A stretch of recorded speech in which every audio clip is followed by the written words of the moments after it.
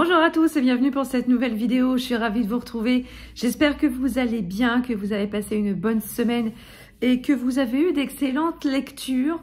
Je vous retrouve donc aujourd'hui pour le Cthulhu spécial bilan de la semaine 3 du Black November. Et je suis assez contente de moi parce que j'ai bien lu.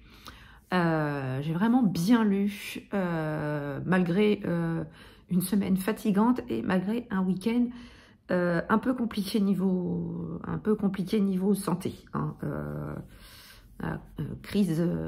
Bonne crise de migraine comme j'en avais pas fait depuis longtemps. Du coup, j'ai pris des antimigraineux, ça m'a énormément fatiguée. Et comble de malchance, je me suis retrouvée à avoir un mal au dos. Mais je ne sais pas comment j'ai fait mon compte pour avoir mal. Ça me fait comme mal à un bagot. Mais bon, je sais pas. Je sais pas ce que j'ai. Donc aujourd'hui, je ne vous retrouve pas dos à la bibliothèque parce que la luminosité est dégueulasse. Donc je vous retrouve juste à côté de la porte-fenêtre, même s'il fait super gris. Donc c'est là où c'est à peu près le plus lumineux dans l'appartement. Donc je vais donc vous parler de ce que j'ai lu. J'ai commencé la semaine dernière avec Bal tragique à Windsor de S.J. Bennett, publié aux éditions des Presses de la Cité. Alors ici, on est dans un cozy mystery, mais pas un cozy mystery classique, en ce sens que l'héroïne est une invitée spéciale. L'enquêtrice est une invitée spéciale en la personne de Feu Élisabeth II. C'est pour ça que je l'ai lu. Ça faisait très longtemps que j'avais envie de le lire, mais depuis que la reine Elisabeth nous a quittés au mois de septembre dernier, je trouvais que c'était un joli clin d'œil de retrouver cette femme aussi emblématique dans un rôle quand même dans lequel on n'avait absolument pas l'habitude de la voir.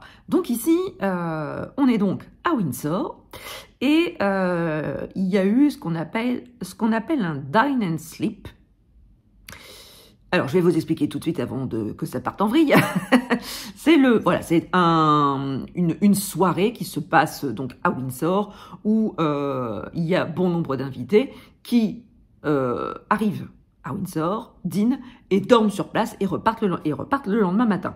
Donc, ce dine and sleep avait été initié par le prince Charles lui-même et il avait invité bon nombre d'invités et, comble de malheur, le lendemain matin, l'un des pianistes de la soirée est retrouvé mort dans sa chambre, pendu dans son armoire,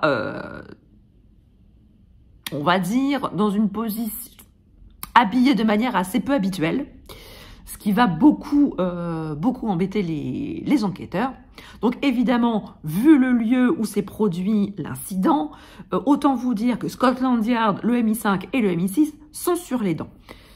Bien évidemment, la reine est mise au courant de ce qui s'est passé, parce que c'est quand même chez elle que ça s'est passé, ce serait quand même un compte qu'elle ne soit pas au courant. Son secrétaire particulier essaye tant bien que mal de lui dissimuler les détails un petit peu scabreux de l'affaire. Néanmoins, Elisabeth II n'est quand même pas née de la dernière pluie et elle s'aperçoit que on lui raconte des salades et elle va décider de mener sa propre enquête. Parce qu'on va le voir dans cette histoire, la marotte d'Elisabeth II, c'était de résoudre des enquêtes criminelles, et ce, depuis son plus jeune âge. On peut être reine d'une des plus grandes puissances du bloc Ouest, il n'en est pas moins que on a ces petites marottes. Et donc, alors évidemment, on n'allait pas non plus la voir arpenter le château de Windsor avec une loupe tel un Sherlock Holmes royal, non. C'est beaucoup plus subtil que ça.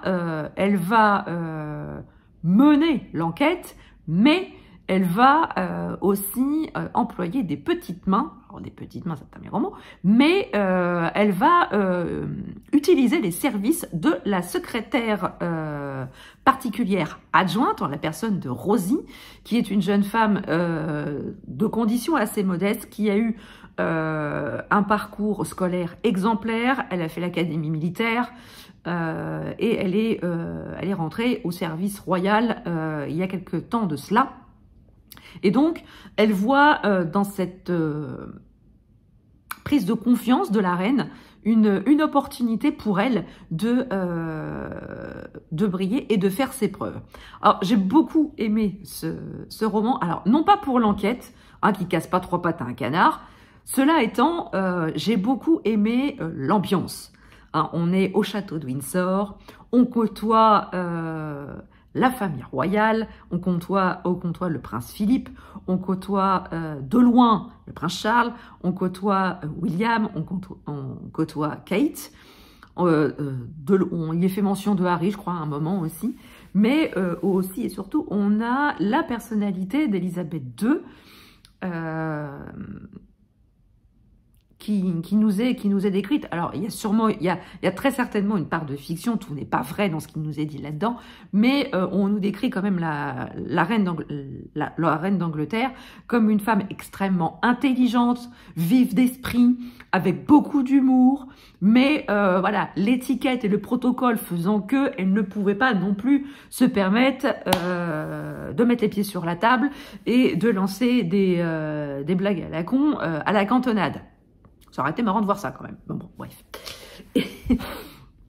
Et c'est aussi, on nous décrit aussi et surtout comment son entourage la traitait, notamment son entourage masculin, notamment tous les hommes qu'elle avait à son service.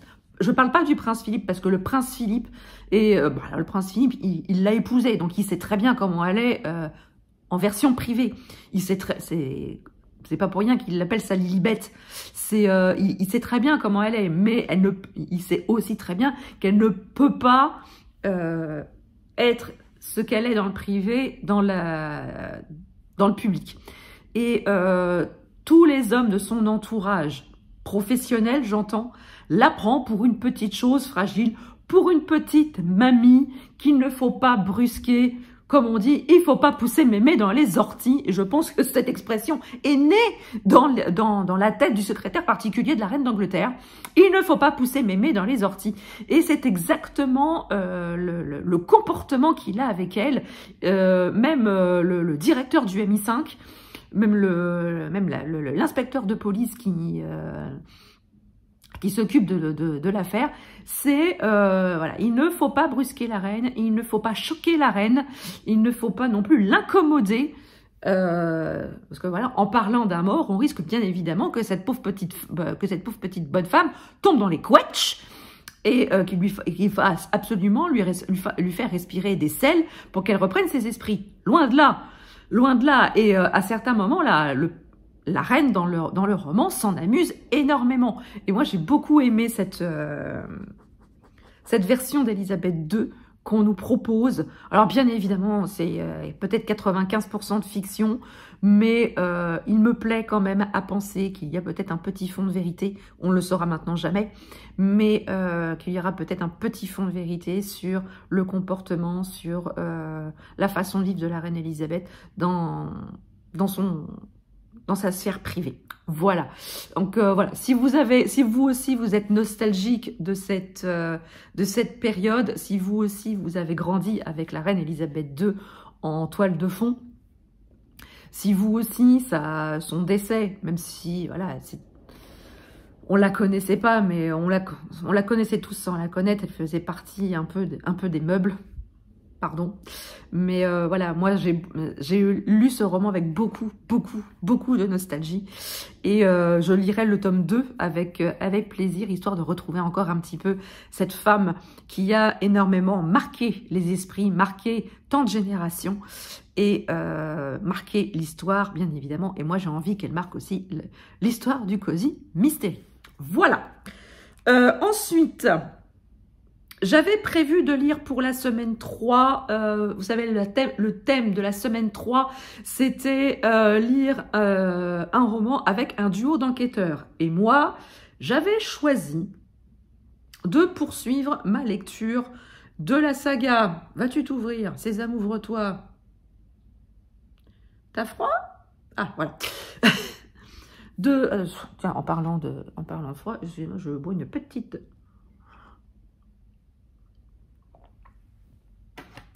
gorgée de thé. J'avais choisi de lire le tome 6 des détectives de Yorkshire, à savoir Rendez-vous avec la ruse de Julia Chapman, publié aux éditions Robert Laffont, La Bête Noire. Alors ici, évidemment, on retrouve Brincliffe et tous ses habitants avec en fer de lance Samson et Delilah. On les retrouve quelques semaines après les événements du tome précédent. Et les relations entre eux se sont un petit peu refroidies. Enfin, refroidies. Ils se font pas la tronche. Mais Samson, parce que c'est lui quand même, a instauré une espèce de barrière entre eux.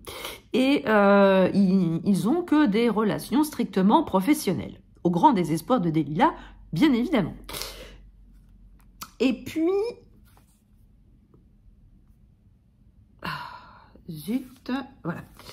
Et puis arrive une affaire, bien évidemment.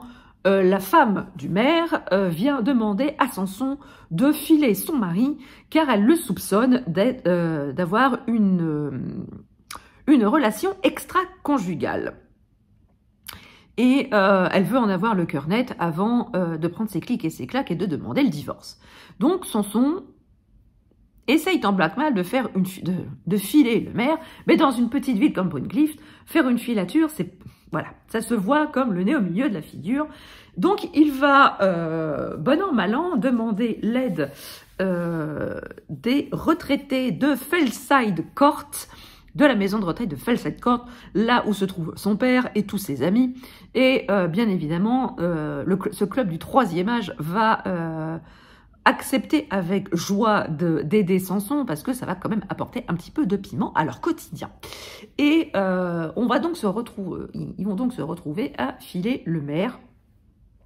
Alors, dans les premiers temps, il n'y a pas grand-chose qui se passe.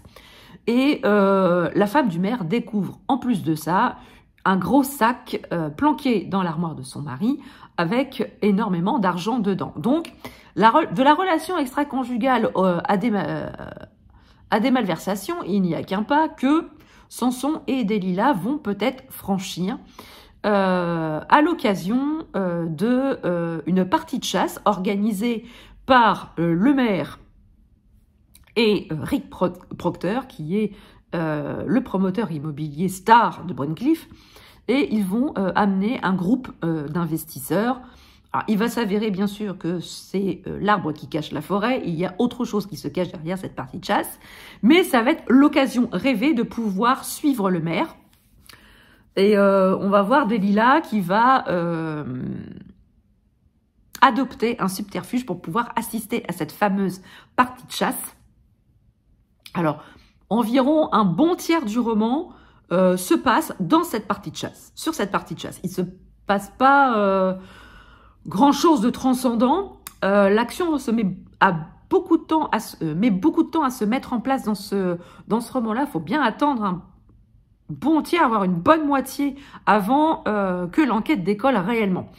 Et je l'ai trouvé un peu plus lent, mais j'ai adoré retrouver les personnages. J'ai adoré retrouver... Excusez-moi, j'ai un peu de mal à parler. J'ai adoré retrouver Samson, Delilah, Lucie, les petits vieux de Fellside Court. Voilà, j'ai vraiment beaucoup aimé. Alors, j'ai évidemment aimé retrouver Calimero, que j'ai trouvé extrêmement en retrait dans ce roman. Il est moins partie prenante des élucubrations de Delilah et Samson. Quant à la résolution de l'affaire, je l'ai trouvé un tantinet tiré par les cheveux. Je trouvais que c'était un peu gros, voire même grossier comme résolution. Ah, dans le pire des cas, c'est effectivement possible. Néanmoins, la façon que ça nous a été raconté, j'ai trouvé ça un peu tiré par les cheveux. Mais comme on dit, plus c'est gros, plus ça passe, étant donné que les enquêteurs ont accepté cette version des faits. Moi, je l'ai trouvé un peu, voilà, c'était un peu cousu de fil blanc et beaucoup trop gros pour que ça passe. Je l'ai trouvé pas tellement crédible, voilà. Mais sinon, voilà, c'est peut-être le moins bon de la série. Je vais pas tarder à lire le tome 7. Parce que de la façon que ça s'est quand même terminé pour nos deux compagnons là-dedans, j'ai grandement envie de savoir ce qui s'est passé et ce qui va se passer pour eux, pour nos deux héros. Bon, on va pas se le cacher, hein, ça fait quand même 6 tomes qui se tournent autour. Arrivé à un moment, il va peut-être falloir rentrer dans le vif du sujet. Mais bon, c'est aussi ce qui fait le piment de cette saga, c'est la relation entre ces deux personnages. Et sinon, en livre audio, j'ai écouté le tome 2 et le tome 3 de le cycle de Qui est Van Dien de Robin Hobb, publié aux éditions Audiolib. Et en version papier, c'est chez J'ai lu. Et oui, alors le tome 2, il s'appelle Les Vents Chanteuses, et le tome 3, c'est La Porte du Limbrès. Et je vais vous parler de ces deux romans conjointement. Dans le tome 2, on retrouve Qui est Van Dien, qui, quasiment à la suite, hein, des premières aventures qu'ils ont vécues dans le tome 1, où dans le tome 1, je le rappelle, ils avaient affronté des harpies, des créatures vénérées, hein, par le peuple Romni et par d'autres peuplades.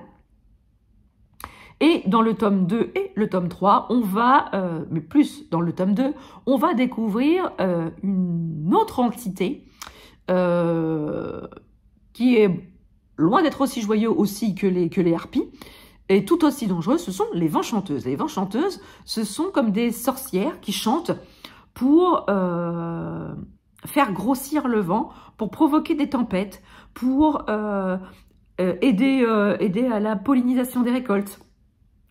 Voilà. Elles peuvent faire le pire comme le meilleur. Et on va apprendre à les connaître dans le tome 2. Et alors dans le tome 2, on suit parallèlement Qui et Van Dien. Ils vont pas être ensemble. Ils vont vivre une aventure chacun de leur côté. Mais ces deux aventures vont avoir un point commun. Ce sont les vents chanteuses. Et on découvre petit à petit pourquoi Van Dien s'est engagé là où il s'est engagé.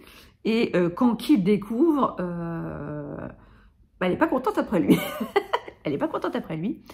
Dans ces deux tomes-là, on a une relation de plus en plus profonde entre les deux, une relation d'amitié dans un premier temps qui se transforme en autre chose, en un attachement profond, ne serait-ce qu'en un amour peut-être, voire sans doute, parce que au vu de leur comportement, ils ont un tel attachement l'un à l'autre qu'on ne peut pas dire que ce n'est pas une relation d'amour profond entre eux. Et notamment dans la porte du Limbrès où Qui passe cette fameuse porte censée être sans espoir de retour, mais Van Dien n'en a que faire et il va lui-même forcer cette porte pour aller récupérer Qui. Ils vont vivre d'autres aventures tout aussi passionnantes. J'aime beaucoup écouter leurs aventures. J'aime beaucoup suivre leurs péripéties. J'aime beaucoup ces deux personnages qui sont voilà, qui dont n'ont rien laissé présager de leur rencontre. C'est tout à fait fortuit, tout à fait au hasard. Ils avaient décidé de faire chemin faisant ensemble. Et la vie, les aventures qu'ils partagent font que, ils vont devenir bien plus que ça. Et je trouve que c'est très intéressant.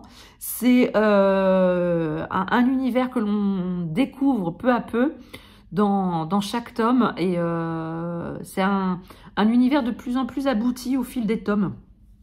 Alors je rappelle quand même que ce cycle-là est un des premiers écrits de Robin Hobb. Donc évidemment, ce n'est pas aussi poussé que dans Le Soldat Chaman, que dans Les Aventuriers de la Mer. ou l'Assassin Royal, mais on sent quand même le potentiel de la plume de cette autrice de fantasy qui a quand même marqué la fantasy par ses sagas. Et franchement, je vous encourage vivement à découvrir ses premiers écrits, car ils sont tout aussi intéressants et on sent tout le potentiel qu'il y a derrière cette plume. Donc voilà, j'espère que cette vidéo vous a plu. N'hésitez pas à me dire en commentaire ce que vous avez lu dans cette semaine 3 du Black November, et si vous avez lu totalement autre chose que des polars. N'hésitez pas à mettre également des petits pouces en l'air, à commenter, ne serait-ce que pour mettre un petit smiley. Vous savez que c'est vous qui faites vivre la chaîne et ses vidéos. Et si vous n'êtes pas encore abonné à la chaîne, n'hésitez pas, c'est gratuit, ça fait plaisir et ça ne fait de mal à personne. Sur ce, je vous laisse. Je vous souhaite de très belles semaines, de très belles lectures. Et je vous dis à la semaine prochaine pour une autre vidéo. Ciao!